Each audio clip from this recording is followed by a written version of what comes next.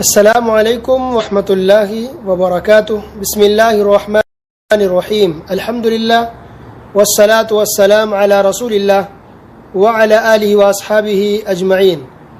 محترم سامعین کرام، میرا موضوع ہے قرآن کی مختصر تفسیر، پارہ نمبر 11۔ غزوہ تبوک ماہ رجب سن 9 ہجری میں پیش آیا۔ اس میں مسلمانوں کی تعداد 30,000 جبکہ کافروں کی تعداد 40,000 تھی۔ سورۃ توبہ میں غزوہ تبوک کا بھی ذکر ہے۔ تو 11ویں پارے کے شروع میں اللہ سبحانہ و تعالی نے منافقوں کا ذکر کیا ہے جو غزوہ تبوک میں شریک نہیں ہوئے تھے اور جھوٹے بہانے بنا کر پیچھے رہ گئے تھے۔ اس کے بعد اللہ تعالیٰ نے کچھ دیہاتیوں کا ذکر کیا، یعنی گاؤں ویلیج میں رہنے والے، ان دیہاتیوں کا جن کا دل صحیح نہیں ہوتا ہے، جس کے دل میں نفاق اور کفر ہوتا ہے۔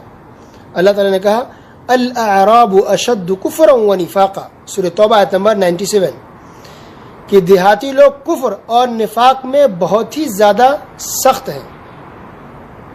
دیہاتی جو گاؤں اور ویلیج میں رہنے والے ہوتے ہیں۔ پھر اللہ نے آگے بیان فرمایا 98 کے اندر، آیت نمبر 98، وَمِنَ الْأَعْرَابِ مَنْ يَتَّخِذُ مَا يُنْفِقُ مَغْرَمًا، کہ کچھ دیہاتی ایسے ہیں جو اللہ کے راہ میں خرچ بھی کرتے ہیں تو وہ اس کو جرمانہ سمجھتے ہیں، یعنی خوشی سے اللہ کے راہ میں خرچ نہیں کرتے، سمجھتے جرمانہ زبردستی خرچ کرتے ہیں۔ اللہ اکبر۔ تو یہ تمام گویا کہ دیہاتی ایسے نہیں ہوتے ہیں، کچھ ماشاءاللہ بہت اچھے بھی ہوتے ہیں، لیکن زیادہ تر لوگ دیہات کے اچھے نہیں ہوتے ہیں، دین سے دور ہوتے ہیں، دل میں نفاق اور کفر ہوتا ہے، حسد، جلن، کینہ، کپٹ، بغض، عداوت، دشمنی بہت زیادہ رکھتے ہیں۔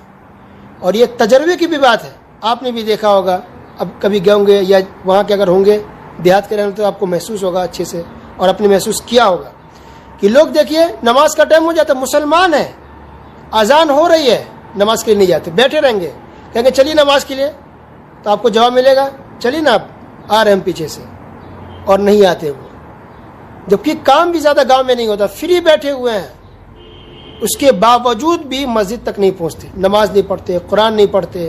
اگر آپ پروگرام رکھ دیں تقریر کا تو بیان کو سننے کے لیے نہیں آتے، سننے کے لیے لوگ نہیں آتے ہیں، اور بیٹھ کے دیکھیے عورتیں بدنام ہے نا، غیبت میں، چغلی میں، برائی میں، لیکن جو مرد گاؤں میں بیٹھتے ایک جگہ دو چار، اللہ اکبر، اللہ کی پناہ، اتنی چغلی، اتنی غیبت، اتنی برائی لوگ کرتے رہتے جس کی کوئی انتہا نہیں ہے۔ یہ ایسے لوگوں کے لیے بہت سخت معاملہ ہے جو جن کا دل صاف نہیں ہے، جو نیکی میں نہیں ہے۔ کچھ لوگ ہیں جو ماشاءاللہ گاؤں کے ہو کر کے بھی بہت نیک ہوتے ہیں، دیندار ہوتے ہیں، یہ ان کی بات نہیں چل رہی ہے، یہ برے لوگوں کی بات چل رہی ہے نسبتاً۔ لیکن شہر میں عام طور پہ بیزی ہونے کے باوجود، کام ہونے کے باوجود بھی وہ لوگ نماز کی پابندی کرتے ہیں، قرآن پڑھتے ہیں۔ اگر بیان رکھ دیں آپ تو بیان سننے کے لیے وہ پہنچ جاتے ہیں، بھیڑ ہوتی ہے بیان سننے کے لیے لوگوں کی، وہ سوال کرتے ہیں، دلچسپی ہوتی ہے، ان کے پاس معلومات ہوتی ہے دین کی، اب سے پوچھتے ہیں، شوق ہوتا ہے دین سیکھنے کا، بیان سننے کا، اللہ اس کے رسول کی بات کو جاننے کا۔ لیکن گاؤں میں اب چلے جائیں اکثر لوگ نہیں سنتے، فری ہونے کے باوجود بھی وہ لوگ دھیان نہیں دیتے۔ اللہ اکبر، اللہ کی پناہ، اللہ ہدایت دے سب لوگوں کو۔ اس کے بعد اللہ تعالیٰ نے مہاجرین اور انصار کا ذکر کیا۔ ایک بار پھر کلیئر کر دوں میں کہ شہر میں بھی بہت سارے لوگ اچھے نہیں ہوتے، برے سے برے لوگ ہوتے ہیں شہر میں بھی، گاؤں میں بھی سارے لوگ برے نہیں ہوتے، اچھے لوگ بھی ہوتے ہیں، لیکن یہ نسبتاً کہا جا رہا ہے کہ عام طور پہ شہر کے لوگ اچھے مانے جاتے ہیں اور زیادہ تر گاؤں کے لوگ برے مانے جاتے ہیں، دین سے دور ہوتے ہیں۔ اتنی جہالت، اتنی شرک بدعت، اس کی کوئی انتہا نہیں ہے۔ اگر آپ گاؤں والوں کو سمجھائیں گے تو جلدی مانتے بھی نہیں ہیں، لیکن شہر والے کو آپ سمجھائیے تو عام طور پہ ماشاءاللہ مان جاتے ہیں، بدعت کو چھوڑ دیں گے، شرک کو چھوڑ دیں گے، سمجھ جائیں گے ہم سے غلطی ہوئی ہے۔ لیکن گاؤں کے لوگ سمجھائیے وہ نہیں مانیں گے آپ کی بات کو، وہ اڑے رہیں گے، ڈٹے رہیں گے اپنے شرک بدعت پر، اپنی برائیوں پر، اپنی بدعمالیوں پر۔ تو اللہ سب کی اصلاح فرمائے، آمین۔ اس کے بعد اللہ تعالیٰ نے مہاجرین اور انصار کا ذکر کیا، یعنی مہاجرین علاقے کے حساب سے ایک مہاجر کہا جاتا ہے، ایک کو انصار کہا جاتا ہے۔ تو مہاجرین جو لوگ مکہ سے ہجرت کر کے مدینہ تشریف لے گئے تھے، یا وہ صحابہ کرام جو مدینہ کے، مکہ کے علاوہ باہر دوسرے شہروں سے یا ملکوں سے نبی کریم صلی اللہ علیہ وسلم کے پاس آئے تھے، تو ان صحابہ کرام کو مہاجرین کہا جاتا ہے۔ اور انصاری صحابی یعنی مدینہ کے صحابہ کرام، مدینہ کے مسلمان، تو ان کو انصاری کہتے ہیں. تو اللہ تعالیٰ نے تمام صحابہ کرام کی تعریف کی, اللہ اکبر, اور کہا رضی اللہ عنہم ورضوا عنہ, اللہ ان سے راضی ہو گیا, یہ لوگ اللہ سے راضی ہو گئے. وَأَعَدَّ لَهُمْ جَنَّاتٍ تَجْرِي تَحْتَهَا الْأَنْهَارُ خَالِدِينَ فِيهَا, ایسے لوگوں کے لیے یعنی ان صحابہ کرام کے لیے اللہ تعالیٰ نے جنت تیار کر رکھی ہے جن کے نیچے نہریں جاری ہوں گی. کس چیز کی؟ دودھ کی ہوگی, شہد کی ہوگی, اور بہترین چیزیں ان کے اندر اللہ نے رکھی ہے, اور یہ لوگ جنت کے اندر ہمیشہ ہمیشہ رہیں گے. تو یہاں صحابہ کرام کی تعریف کی گئی. قرآن میں اور بھی کئی جگہ صحابہ کرام کی اللہ سبحانہ وتعالیٰ نے تعریف کی ہے. اس سے پتہ چل رہا ہے کہ جو شیعہ حضرات صحابہ کرام کو برا بھلا کہتے ہیں, صحابہ کرام میں سے کچھ کو چھوڑ کر کے, علی رضی اللہ تعالیٰ عنہ, عباس رضی اللہ عنہ, اور کچھ صحابہ کرام کو چھوڑ دے تو اس کے علاوہ اکثر صحابہ کرام کو شیعہ حضرات برا بھلا کہتے ہیں, نعوذ باللہ, ان پر تہمتیں لگاتے ہیں, گالیاں دیتے ہیں. ان کو فوراً توبہ استغفار کرنی چاہیے. اللہ تعالیٰ نے صحابہ کرام کی خود تعریف کی ہے, ان کو جنتی کہا ہے. اللہ نے صاف اعلان کر دیا کہ یہ لوگ جنتی ہیں, اللہ ان سے راضی ہو گیا. جب اللہ نے شہادت دے دی کہ لوگ جنتی ہیں اور نیک ہیں, تو اس کے بعد کسی کو کچھ کہنے کا کوئی حق نہیں رہتا. اس کے بعد اللہ تعالیٰ نے غزوہ تبوک کے بارے میں کچھ اور بھی بیان کی ہے. تو اصل میں جہاں منافقین تو پیچھے رہ گئے تھے جھوٹ بول کر کے بہانہ بنا کے, اگر مسلمانوں کی بات کریں تو 3 مسلمان پیچھے رہ گئے تھے غزوہ تبوک سے. 3 مسلمان. نمبر 1 کعب بن مالک, نمبر 2 مرارہ بن ربیع, اور نمبر 3 ہلال بن امیہ رضی اللہ عنہ. ان لوگوں نے توبہ کی, اللہ سے معافی مانگی. اب ان لوگوں کو اندازہ نہیں تھا کہ ہاں جنگ سے پیچھے رہ جانا اتنا بڑا گناہ ہوگا, لیکن اسلام میں یہ ہے کہ اگر جنگ کا اعلان ہو جائے, عام اعلان کہ سارے مسلمان کو اب جہاد کے لیے نکلنا ہے, تو نکلنا پڑے گا. اگر کوئی ایک بھی اگر انسان رہ جاتا ہے بغیر عذر کے تو اس کے لیے خطرناک سزا ہے, بہت بڑا گناہ ہے. کتنا بڑا گناہ دیکھیے کہ ان تینوں سے جب صحابہ کرام جو گئے تھے جنگ میں, وہ لوٹے, نبی کریم صلی اللہ علیہ وسلم جب لوٹے جنگ سے, تو ان لوگوں سے کوئی بات نہیں کر رہا تھا. ان تینوں کو بائیکاٹ کر دیا گیا, 40 دن تک بات چیت بند. اس کے بعد کہہ دیا گیا کہ بیوی بھی ان سے الگ رہے, بیوی ان سے بات نہ کرے. یہ تینوں پریشان ہو گئے, رو رہے ہیں, گر گرا, اللہ سے معافی مانگ رہے ہیں. تو جب 50 دن پورے ہو گئے تب اللہ تعالیٰ نے ان لوگوں کی توبہ قبول کر لی, اور قرآن مجید کی آیتیں نازل فرما دی کہ اللہ تعالیٰ نے ان کی توبہ کو قبول کر لیا ہے. 50 دن تک سوچے بائیکاٹ اور کوئی بات چیت نہیں کر رہا ہے. تینوں رو رہے تھے, گر گراتے تھے, اللہ سے معافی مانگ رہے تھے رو رہے کر کے آئندہ ایسا کبھی نہیں ہوگا, کبھی ہم پیچھے جنگ سے نہیں رہیں گے.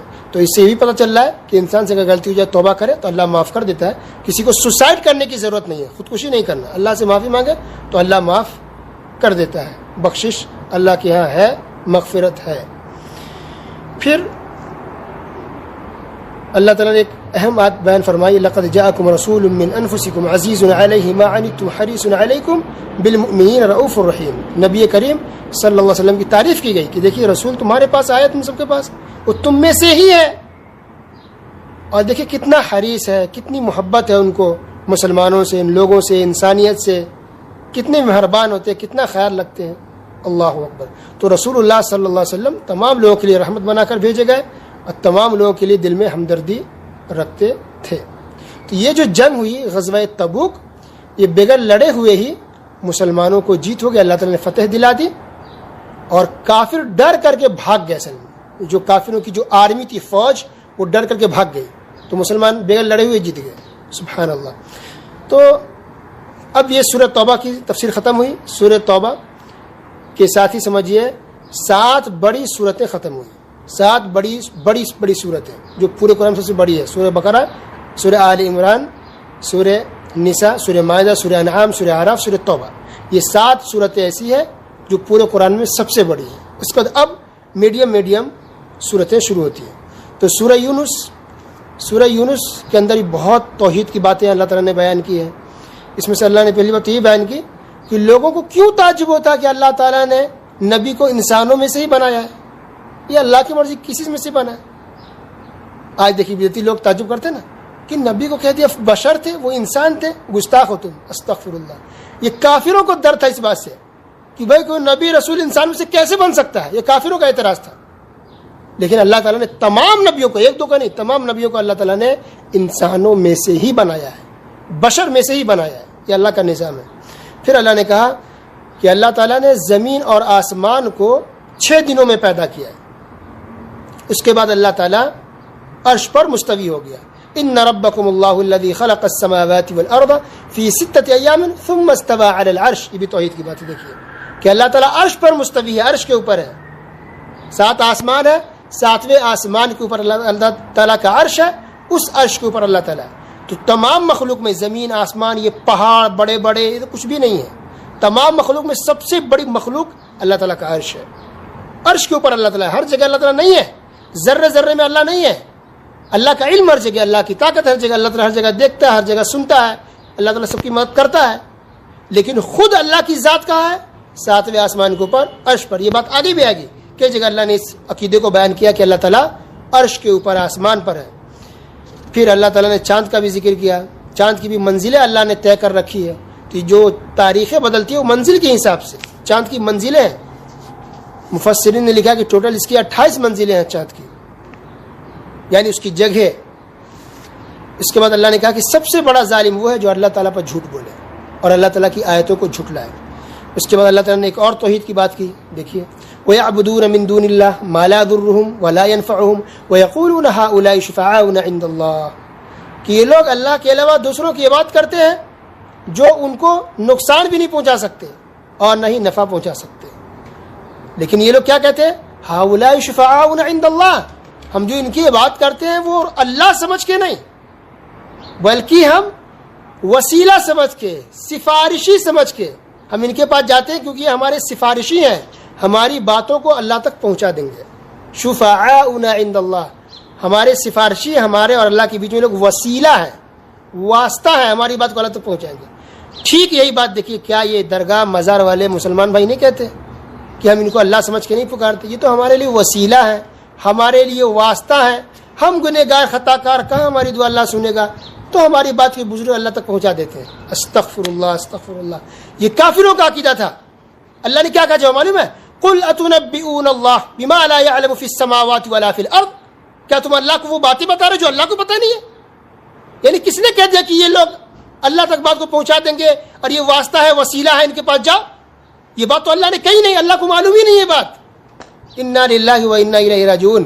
اتنی بات اللہ نے کھول کے بیان کر دی, اس کے باوجود بھی لوگ کس قدر گمراہ ہے اور سننے کو تیار نہیں ہے. اللہ المستعان. پھر اللہ نے کہا فقل انما الغیب للہ, انما الغیب للہ, کہ غیب کا علم صرف اور صرف اللہ کے پاس ہے, کوئی دوسرا عالم الغیب نہیں ہے, کوئی بزرگ ولی غیب نہیں جانتا. پھر اللہ نے کہا دیکھیے آگے وقال شرکاؤہم ما کنتم ایانا تعبدون, کہ دنیا میں جس کی لوگ پوجا کرتے ہیں نا, عبادت کرتے ہیں, یہ لوگ خود انکار کرتے ہیں قیامت کے دن, کہیں گے نہیں تم لوگ میری عبادت نہیں کرتے تھے, سیدھا ساتھ چھوڑ دیں گے, سائڈ ہو جائیں گے, مرو تم لوگ. اللہ اکبر. پھر اللہ نے آگے کہا قل من یرزقکم من السماء والارض, اے نبی کہیے کہ تم کو زمین اور آسمان سے رزق کون دیتا ہے؟ امن یملک السمع والابصار ومن یخرج الحی من المیت ویخرج المیت من الحی ومن یدبر الامر. کون ہے جو کانوں کا مالک ہے؟ کون ہے جو نظروں کا, آنکھوں کا مالک ہے؟ کون ہے جو زندہ کرتا ہے, جو مردہ کرتا ہے, مردوں سے زندہ نکالتا ہے, زندوں سے مردہ نکالتا ہے؟ کون ہے وہ؟ کون ہے جو معاملات کی تدبیر کرتا ہے, پوری دنیا کو چلا رہا ہے؟ فَسَيَقُولُونَ اللَّهُ, تو کافر بھی کہیں گے کہ اللہ تعالیٰ. اللہ اکبر. فَقُلْ أَفَلَا تَتَّقُونَ, تو اللہ نے کہا پھر تم ڈرتے کیوں نہیں اللہ تعالیٰ سے؟ تو کافر کا بھی عقیدہ تھا کہ رزق دینے والا اللہ ہے, پھر بھی وہ لوگ کافر تھے کیونکہ شرک کرتے تھے, غیر اللہ کے سامنے بھی سجدہ کرتے تھے, غیر اللہ کے بارے میں عقیدہ رکھتے تھے کہ یہ بھی ہماری پریشانی کو دور کر سکتے ہیں. اللہ اکبر. پھر اللہ نے آگے کہا قل لا املک لنفسی ضرا ولا نفعا الا ما شاء اللہ. دیکھیے عقیدے کی باتیں, توحید کی باتیں. اے نبی کہہ دیجئے کہ خود میں اپنے آپ کو بھی نفع اور نقصان پہنچانے کا مالک نہیں ہوں. اللہ اکبر. آج لوگ کیسے کہتے ہیں فلاں بزرگ ولی و مالک ہیں, لوگوں کو کی پریشانی دور کرتے ہیں, اولاد دیتے ہیں, پریشانیاں دور کرتے ہیں. ہم ان بزرگوں اولیاءوں کے پاس جائیں تو کیا حرج ہے؟ تو اللہ نے کہہ دیا کہ نبی کہیے کہ میں اپنے آپ کو بھی نفع نقصان نہیں پہنچا سکتا. اب بتائیے کیا نبی صلی اللہ علیہ وسلم کے بعد بھی کوئی ہے جو نبی سے بڑا ہو, کوئی بزرگ ولی؟ کیا ہمارے رسول سے بڑھ کے ہے؟ نہیں ہے. تو پھر وہ کیسے کسی کو نفع نقصان پہنچا سکتے ہیں, کیسے کسی پریشانی کو دور کر سکتے؟ کبھی نہیں. یہ ساری چیزیں صرف اور صرف اللہ رب العالمین کے ہاتھ میں ہے. اس کے بعد اللہ تعالیٰ نے قوم یونس علیہ السلام کا ذکر کیا کہ جب ان کی قوم نہیں دعوت کو قبول کر رہی تھی, توحید پر نہیں آ رہی تھی, تو اللہ نے عذاب بھیج دیا پوری قوم پر. جیسے عذاب بالکل قریب آیا ہے اور سامنے دیکھا کہ آسمان کے اوپر عذاب ہے, پوری قوم توبہ استغفار کے فوراً اسلام میں داخل ہوئی, کلمہ پڑھ کے مسلمان ہو گئی. تو اللہ تعالیٰ نے عذاب کو ہٹا لیا. اس کے بعد اللہ تعالیٰ نے فرعون کا ذکر کیا. موسیٰ علیہ السلام, ان کی قوم بنی اسرائیل کو اللہ نے بچا لیا مسلمانوں کو. سب جا رہے تھے سمندر, آگے سمندر ہے, پیچھے فرعون کی فوج ہے, مارنا چاہ رہی ہے. اللہ تعالیٰ نے سمندر کے بیچ میں راستہ بنا دیا. موسیٰ علیہ السلام اور سارے مسلمان اس راستے سے پار ہو گئے, گزر گئے. تو اب یہ فرعون اور اس کی فوج آرمی پوری اسی راستے پر آ گئی کہ ہم بھی گزر جائیں گے, پکڑ کے لوگوں کو ماریں گے. جیسے سمندر میں جیسے راستے پر تھے ہی, اللہ تعالیٰ نے حکم دیا, سمندر پھر سے سمندر بن گیا. تو راستہ تھا ہی نہیں پہلے, وقتی طور پر اللہ نے بنا دیا تھا. بس فرعون اس کی پوری فوج سمندر میں ڈوب گئی. جب ڈوب رہی تھی فوج, اور فرعون جب ڈوب رہا تھا, تب فوراً اس نے کہا کہ اللہ میں ایمان لاتا ہوں, میں موسیٰ کے رب پر ایمان لاتا ہوں, میں مسلمان ہو رہا ہوں, میں مسلمان بلکہ ہو گیا, اسلام کو قبول کر لیا. تو اللہ نے کہا کہ اب تم اسلام قبول کر رہے نہیں, اب قبول نہیں ہوگا. تو کفر کی حالت میں فرعون اور اس کی پوری فوج مر گئی. تو آج جو لوگ دنیا میں کافر اور ظالم بدماش جو مسلمانوں کو ستاتے ہیں, ظلم کرتے ہیں, ان کو اس سے سبق لینی چاہیے کہ تم کتنے بڑے طاقتور ہو, فرعون سے بڑے طاقتور نہیں ہو. اللہ نے چٹکی میں ایسے اس کو ڈبا دیا, پوری فوج کو سمندر میں. تم بھی کبھی بھی ڈبائے جا سکتے ہو یا زمین میں دھسائے جا سکتے ہو, کبھی بھی کسی انسان پر ظلم نہ کرو. اس کے بعد اللہ نے کہا وَإِن يَمْسَسْكَ اللَّهُ بِضُرٍّ فَلَا كَاشِفَ لَهُ إِلَّا هُوَ, اگر اللہ کو کوئی نقصان دے تو کوئی بھی اس کو دور کرنے والا نہیں ہے. دور کون کرے گا؟ صرف اللہ. وَإِن يُرِدْكَ بِخَيْرٍ فَلَا رَادَّ لِفَضْلِهِ, اگر اللہ تعالیٰ کو کوئی بھلائی دینا چاہے تو کوئی بھی اس کو روک نہیں پائے گا.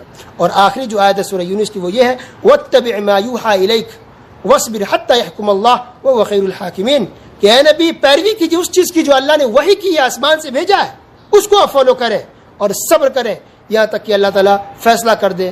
اللہ تعالیٰ بہترین فیصلہ کرنے والا ہے. تو اب بتائیے نبی کو بھی حکم ہے کہ نبی بھی ان باتوں کو فالو کرے جو اللہ آسمان سے نازل کر رہا ہے. آج لوگ ایسے ہیں جو کہتے ہیں اس کو مان لو, اس کو مان لو, اس کے پیچھے چلو, اس کو پیچھے چلو. استغفر اللہ. صرف اور صرف اللہ رب العالمین کو فالو کرنا ہے اور رسول اللہ صلی اللہ علیہ وسلم کی اتباع پیروی کرنی ہے. اللہ تعالیٰ سننے کے ساتھ ساتھ عمل کی توفیق دے, ہم سب کی اصلاح فرمائے. اللہ ہمارے آنکھوں کو, ہمارے دلوں کو کھول دے کہ ہم توبہ استغفار کریں, شرک بدعت اور گمراہی کے گڈھے سے ہم باہر نکلیں, ضلالت اور گمراہی کے اندھیرے سے ہم باہر نکل کے کتاب و سنت کی روشنی میں آئے. آمین. وصلی اللہ علی نبینا محمد وعلی آلہ وصحبہ اجمعین. والسلام علیکم ورحمۃ اللہ.